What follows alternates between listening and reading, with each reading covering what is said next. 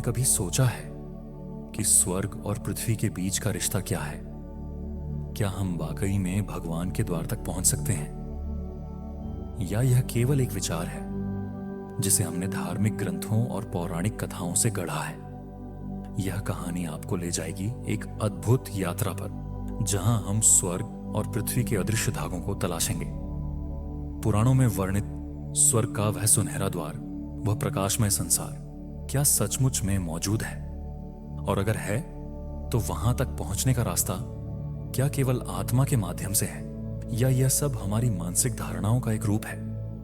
भारत की आध्यात्मिक परंपरा में कहा गया है कि जब इंसान और ब्रह्मांड के बीच संबंध गहरा होता है तो स्वर्ग का द्वार खुलता है। लेकिन सवाल यह है कि यह रिश्ता केवल विश्वास पर टिका है, या इसके पीछे कोई गूढ़ विज्ञान भी है?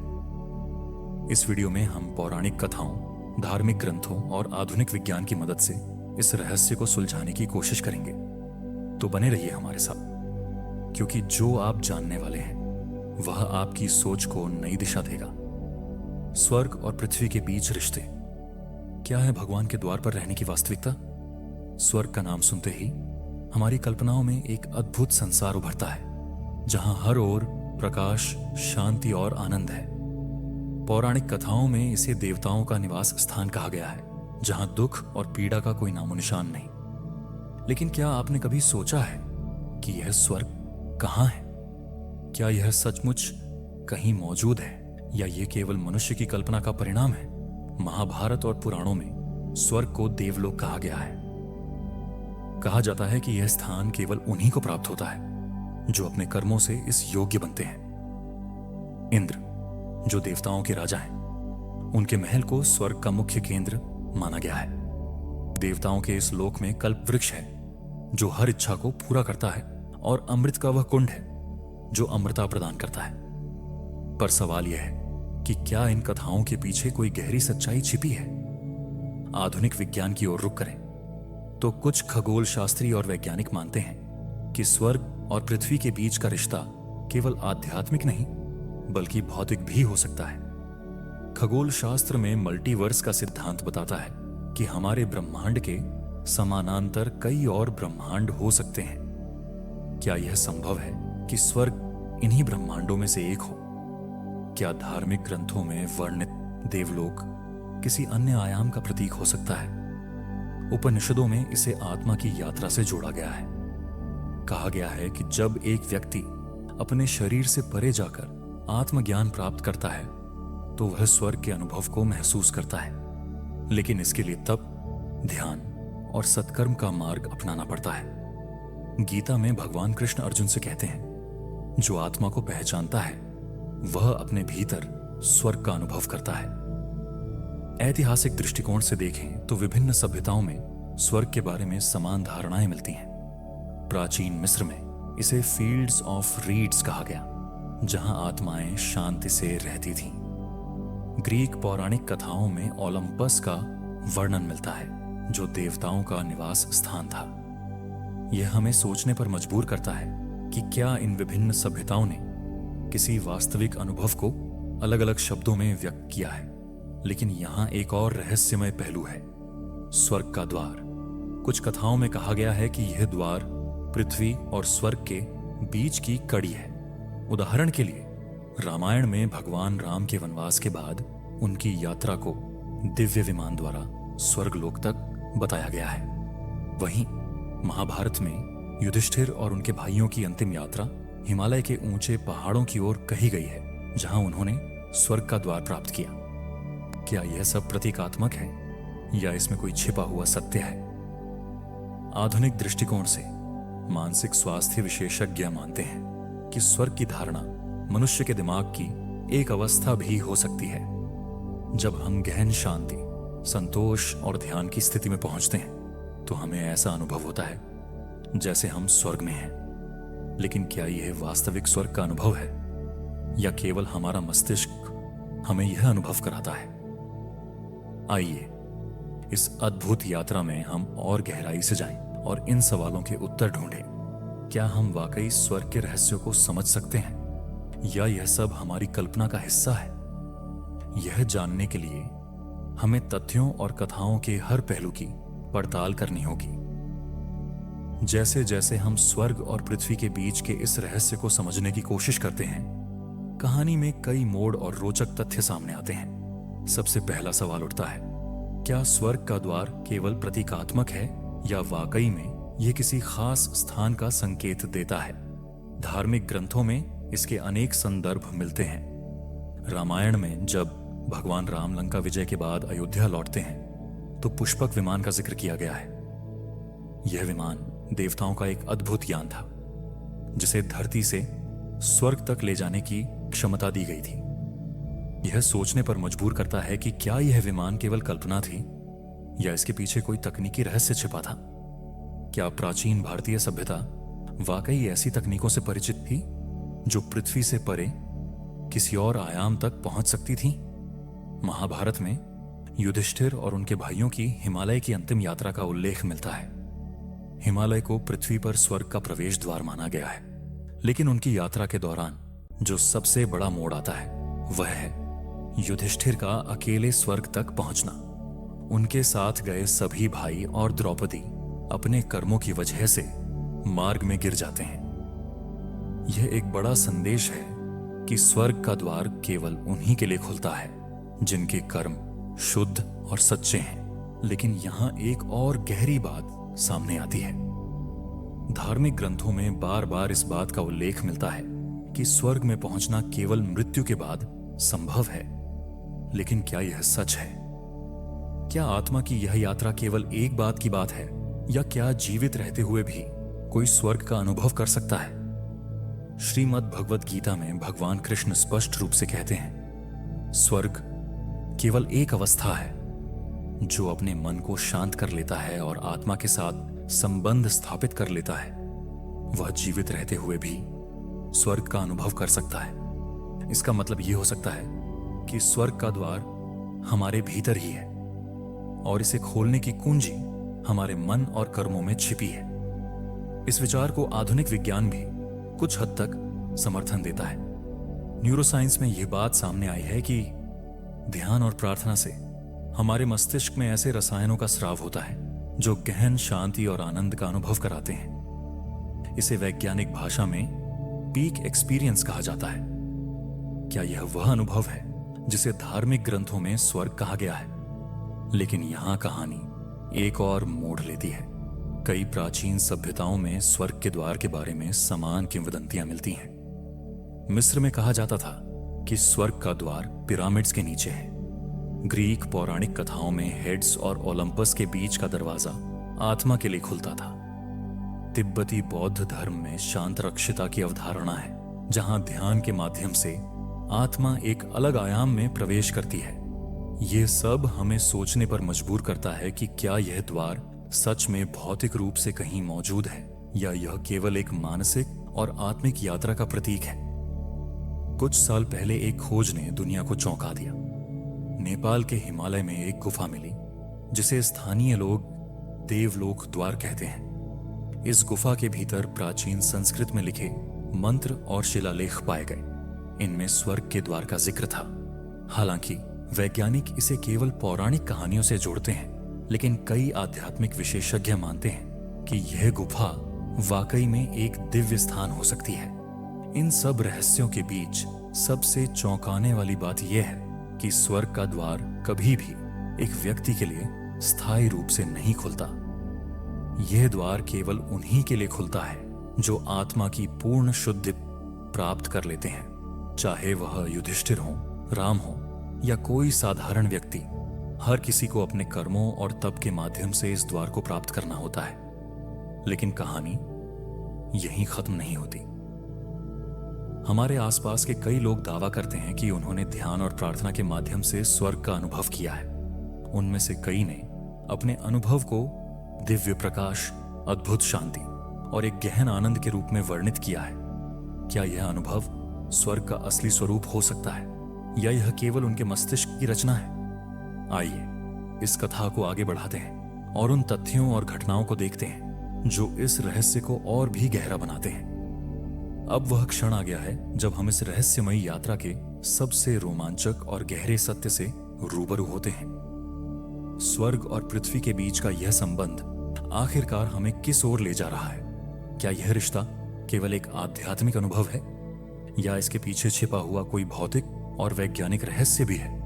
महाभारत के स्वर्गारोहण पर्व में युधिष्ठिर की यात्रा का चरमोत्कर्ष हमें गहराई से सोचने पर मजबूर करता है। जब युधिष्ठिर अपने भाई और द्रौपदी के साथ हिमालय की ऊंचाइयों की ओर बढ़ते हैं तो एक एक करके सभी उनके साथ गिर जाते हैं।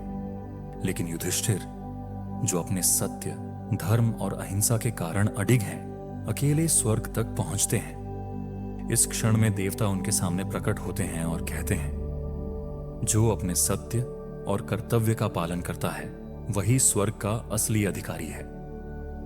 यह कथा न केवल हमें आत्मा की पवित्रता का महत्व सिखाती है, बल्कि यह भी बताती है कि स्वर्ग केवल कर्मों का परिणाम है।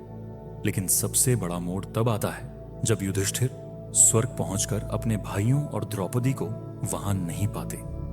इसके बजाय उन्हें दुर्योधन वहां मिलता है। यह दृश्य युधिष्ठिर के विश्वास को झकझोर देता है। वह सवाल करते हैं, कैसे वह व्यक्ति जिसने अधर्म का रास्ता अपनाया स्वर्ग में रह सकता है? जवाब में उन्हें बताया जाता है कि स्वर्ग और नरक का अनुभव केवल कर्मों की एक अस्थायी प्रतिक्रिया है। वास्तविक स्वर्ग या नरक आत्मा की यात्रा के अगले चरण में तय होता है। यह हमें एक गहरी बात सिखाता है। स्वर्ग का द्वार हर किसी के लिए खुल सकता है, लेकिन यह केवल एक चरण है, अंतिम गंतव्य नहीं। यहां धार्मिक और वैज्ञानिक दृष्टिकोण आपस में मिलने लगते हैं। भगवत गीता कहती है कि आत्मा अजर और अमर है। यह केवल शरीर छोड़कर एक नई यात्रा शुरू करती है। आधुनिक विज्ञान के मल्टीवर्स और क्वांटम फिजिक्स के सिद्धांत भी यही संकेत देते हैं कि हमारा अस्तित्व केवल इस भौतिक संसार तक सीमित नहीं है। कुछ वैज्ञानिक मानते हैं कि हमारी चेतना एक ऊर्जा है जो मृत्यु के बाद किसी अन्य आयाम में प्रवेश कर सकती है। क्या यह आयाम वही स्वर्ग हो सकता है जिसे धर्म और पौराणिक कथाएं बताती हैं? अब बात आती है स्वर्ग के द्वार की। क्या यह केवल प्रतीकात्मक है या वास्तव में कहीं मौजूद है? कुछ आध्यात्मिक विशेषज्ञ मानते हैं कि यह द्वार हिमालय की ऊंचाइयों या अन्य पवित्र स्थलों में हो सकता है, जहां ऊर्जा का स्तर इतना ऊंचा है कि वहां ध्यान और प्रार्थना के माध्यम से दिव्य अनुभव किया जा सकता है। तिब्बती बौद्ध धर्म में बोडो की अवधारणा है, जहां आत्मा एक विशेष अवस्था में प्रवेश करती है और उसे स्वर्ग का अनुभव होता है। 2010 में नेपाल के एक छोटे से गांव में रहने वाले एक साधु ने दावा किया कि उन्होंने एक गुफा में स्वर्ग के द्वार का अनुभव किया। साधु ने बताया कि उस स्थान पर इतना शांति और दिव्यता का अनुभव हुआ मानो वह स्वर्ग में ही हो। इस गुफा की जांच करने के बाद वैज्ञानिकों को वहां प्राचीन शिलालेख और चित्र मिले जो स्वर्ग और पृथ्वी के बीच संबंध का प्रतीक थे। हालांकि इन सब का प्रमाण आज भी एक रहस्य बना हुआ है। आधुनिक दृष्टिकोण से देखें तो मस्तिष्क वैज्ञानिक यह मानते हैं कि ध्यान और प्रार्थना के माध्यम से हम अपने भीतर ऐसे रसायनों का स्राव कर सकते हैं जो हमें गहन शांति और दिव्यता का अनुभव कराते हैं। क्या यह वही स्वर्ग का द्वार है जो हमारे भीतर छिपा हुआ है? श्रीमद् भगवत गीता में भी भगवान कृष्ण कहते हैं, स्वर्ग का द्वार बाहर नहीं बल्कि तुम्हारे भीतर है। जो आत्मा को जान लेता है वही स्वर्ग का अनुभव कर सकता है। कहानी का यह चरमोत्कर्ष हमें सोचने पर मजबूर करता है। स्वर्ग केवल एक भौतिक स्थान नहीं बल्कि एक मानसिक और आत्मिक अवस्था भी हो सकता है। यह हमें यह भी सिखाता है कि कर्म, आत्मा की शुद्धता और ध्यान ही वह कुंजी है जो स्वर्ग का द्वार खोल सकती है। तो अब सवाल यह उठता है कि क्या हम अपने जीवन में ऐसा अनुभव कर सकते हैं या इसके लिए केवल मृत्यु का इंतजार करना होगा? भगवत गीता, उपनिषदों और विभिन्न पौराणिक कथाएं इस बात पर जोर देती हैं कि स्वर्ग केवल मृत्यु के बाद का गंतव्य नहीं बल्कि जीवन में भी अनुभव किया जा सकता है। यह सब इस पर निर्भर करता है कि हम अपने कर्मों और विचारों को कितना शुद्ध रखते हैं। स्वर्ग और पृथ्वी के बीच का यह रहस्य हमें बताता है कि जीवन केवल सांसारिक सुख दुख तक सीमित नहीं है। यह एक यात्रा है जो हमें अपनी आत्मा के उस स्वरूप से जोड़ती है जिसे हम अक्सर भूल जाते हैं। यह समझ हमें प्रेरित करती है कि स्वर्ग का अनुभव हमारे अपने हाथों में है। तो अब इस अद्भुत और रहस्यमयी यात्रा के अंत में हम खुद से एक बड़ा सवाल पूछ सकते हैं। क्या स्वर्ग और पृथ्वी का रिश्ता केवल प्रतीकात्मक है, या यह वास्तव में हमारी आत्मा की सबसे बड़ी सच्चाई है? जो भी हो, इस कथा और इसके पीछे के तथ्यों ने हमें एक गहरी समझ और सोचने का मौका दिया है। महाभारत और भगवत गीता ने हमें यह सिखाया कि स्वर्ग तक पहुंचने का मार्ग केवल मृत्यु के बाद का अनुभव नहीं है। यह हमारे कर्मों, विचारों और आत्मा की शुद्धता से जुड़ा है। युधिष्ठिर की कहानी से यह स्पष्ट होता है कि सत्य और धर्म का पालन करने वाले ही स्वर्ग तक पहुंच सकते हैं। लेकिन स्वर्ग के द्वार का अनुभव करना क्या केवल उनके लिए संभव है जो पर्वतों की ऊंचाइयों पर या विशेष परिस्थितियों में पहुंचते हैं, या यह द्वार हम सभी के भीतर है? धर्म ग्रंथों और आधुनिक विज्ञान के मिले-जुले दृष्टिकोण ने हमें यह दिखाया कि यह रहस्य न केवल आत्मा का है, बल्कि हमारे चेतन और अवचेतन मन का भी है। ध्यान और प्रार्थना के माध्यम से अपने भीतर की यात्रा करना हमें उस शांति और दिव्यता तक ले जा सकता है जिसे धार्मिक भाषा में स्वर्ग कहा गया है। हमारे जीवन की असली चुनौती यह है कि हम अपने दैनिक जीवन में स्वर्ग जैसी स्थिति को कैसे पा सकते हैं। भगवत गीता के अनुसार जब हम अपने कर्तव्यों को बिना किसी स्वार्थ के निभाते हैं और अपने मन को शांत रखते हैं, तब हम इस अवस्था तक पहुंच सकते हैं। आज की भागदौड़ भरी जिंदगी में यह संदेश पहले से कहीं अधिक प्रासंगिक है। यहां एक और सवाल उठता है, क्या स्वर्ग का अनुभव केवल एक व्यक्ति तक सीमित है, या यह सामूहिक भी हो सकता है? दुनिया के कई आध्यात्मिक विशेषज्ञ यह मानते हैं कि जब पूरी मानवता प्रेम, करुणा और सद्भावना के मार्ग पर चलती है, तो स्वर्ग का अनुभव सामूहिक रूप से भी हो सकता है। क्या यह विचार हमें यह सोचने पर मजबूर नहीं करता कि स्वर्ग न केवल एक गंतव्य है, बल्कि एक सामूहिक यात्रा भी हो सकता है? युद्ध, अशांति और स्वार्थ से भरी इस दुनिया में शायद यह स्वर्ग और पृथ्वी के बीच का रिश्ता हमें यह सिखाने के लिए है कि वास्तविक स्वर्ग केवल ईश्वर के किसी द्वार पर नहीं, बल्कि हमारे कार्यों और विचारों में छिपा हुआ है।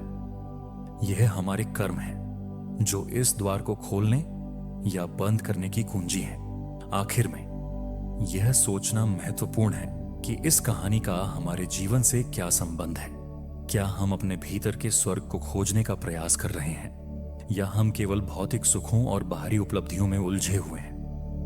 यह कहानी हमें इस बात का एहसास कराती है कि असली शांति और आनंद बाहरी दुनिया में नहीं, बल्कि हमारे भीतर ही छिपे हुए हैं। जैसे जैसे हम इस यात्रा को समाप्त करते हैं, हम आपसे यही सवाल पूछते हैं, क्या आपने कभी अपने भीतर उस स्वर्ग का अनुभव किया है जो धर्म ग्रंथों में वर्णित है? क्या यह संभव है कि स्वर्ग का द्वार आपके भीतर ही हो और उसे खोलने की कुंजी आपके कर्म और विचार हों? इन सवालों के जवाब शायद हर व्यक्ति के लिए अलग हो सकते हैं, लेकिन यह यात्रा हम सभी के लिए समान है। स्वर्ग और पृथ्वी के बीच का यह रिश्ता हमें यह याद दिलाता है कि जीवन एक रहस्यमयी यात्रा है जो हमें अपनी आत्मा की सच्चाई तक ले जाती है। सोचने वाली अंतिम बात यह है, क्या हम अपने जीवन में इस तरह से कार्य कर रहे हैं जैसे हम स्वर्ग के द्वार पर खड़े हैं? क्योंकि अंत में स्वर्ग एक जगह नहीं, बल्कि एक अनुभव है, और यह अनुभव केवल उन लोगों के लिए है जो इसे पाने के योग्य हैं।